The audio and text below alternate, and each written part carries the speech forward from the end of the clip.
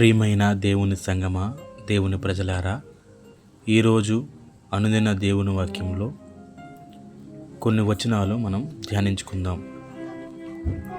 దేవుడు గడ్డిని, విత్తనములిచ్చు చెట్లను, భూమి మీద తమ తమ జాతి ప్రకారము తమలో విత్తనములు గల ఫలమిచ్చు ఫలవృక్షములను భూమి మొలిపించుగాకని పలుకగా ఆ ప్రకారమాయెను.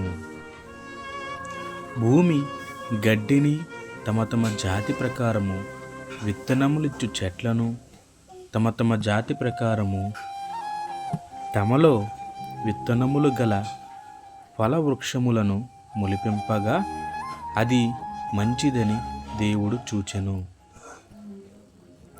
ఆ సమయమును ఉదయమును కలుగగా మూడవ దినమాయెను. దేవుడు పగటిని రాత్రిని వేరుపరచునట్లు ఆకాశ విశాలమందు జ్యోతులు కలుగునుగాకనియు, అవి సూచనలను, కాలములను, దిన సంవత్సరములను సూచించుటకై యుండుగాకనియు, భూమి మీద వెలుగిచ్చుటకు అవి ఆకాశ విశాలమందు జ్యోతులై యుండుగాకనియు పలికెను. ఆ ప్రకారం ఆయను. దేవుడు ఆ రెండు గొప్ప జ్యోతులను, అనగా పగటిని ఏలుటకు పెద్ద జ్యోతిని, రాత్రిని ఏలుటకు చిన్న జ్యోతిని, నక్షత్రములను చేసెను.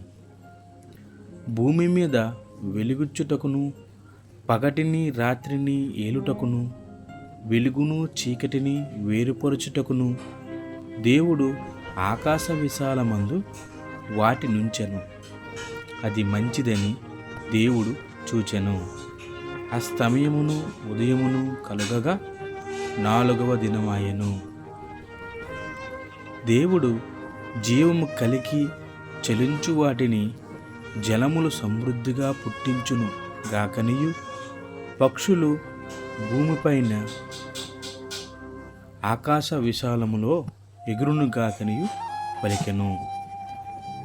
దేవుడు ఈ చిన్న వాక్యాన్ని దీవించును గాక. ఆమేన్.